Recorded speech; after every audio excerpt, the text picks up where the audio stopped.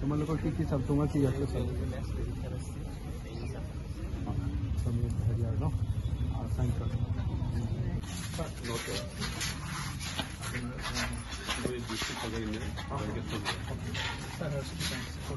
okay আপোনাৰ নাম কি আছিল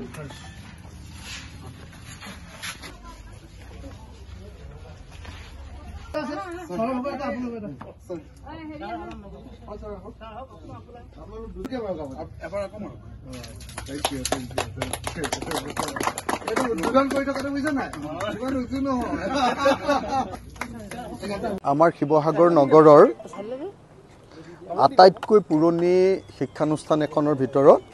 137 বছৰীয়া পুৰণি বেজবৰুৱা উচ্চতৰ মাধ্যমিক বিদ্যালয় এই বিদ্যালয়ত এটা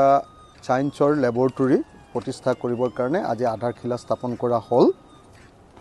আৰু সেই অনুসৰি 4 মাহৰ ভিতৰত আমাৰ সায়েন্স ল্যাবৰেটৰীটো কমপ্লিট কৰা হ'ব মই আমাৰ প্ৰিন্সিপাল মেডামৰ লগত একেলগতে আমি উমৈহতীয়াকৈ প্ৰিন্সিপাল মেডাম আৰু মই একেলগতে আমি আধাৰশিলা স্থাপন কৰিলোঁ আৰু আশা কৰিছোঁ আমাৰ কন্ট্ৰেক্টৰে আমাক সময়মতে ল্যাবৰেটৰীটো সম্পূৰ্ণ কৰি দিব আৰু আমাৰ ছাত্ৰ ছাত্ৰীৰ কাৰণে বৰ উপকাৰ হ'ব শিৱসাগৰ আপোনালোকে সকলোৱে জানে যে অসমৰ শিক্ষাৰ প্ৰাণ কেন্দ্ৰ আজিৰ দিনটোতো আপোনালোকে দেখিছে যে গুণোৎসৱ পাতিলে 1 নম্বৰত সদায় শিৱসাগৰ থাকে আৰু বিশেষকৈ আপোনাৰ স্কুল হয় নহয় আমাৰ স্কুল আমাৰ এবাৰ 100% ৰিজাল্ট 100% পাছ কৰা এখন চৰকাৰী স্কুল যদি আছে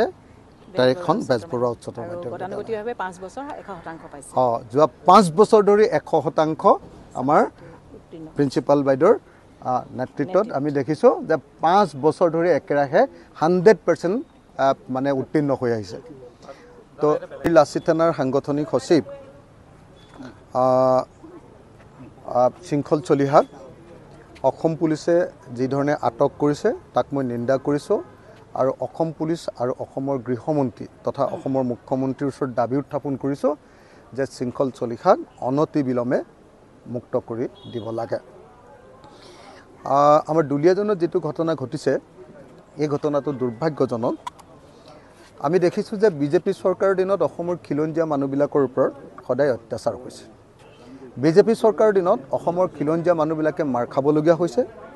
আৰু বহিৰাগত মানুহবিলাকে বনিয়াবিলাকে যিবিলাকে বেপাৰ কৰিবলৈ ইয়ালৈ আহিছে তেওঁলোকে আমাৰ অসমীয়া মানুহৰ ওপৰত হাত তুলিবলৈ সাহস কৰিছে আমাৰ খিলঞ্জীয়া থলুৱা মানুহৰ ওপৰত হাত তুলিবলৈ সাহস কৰিছে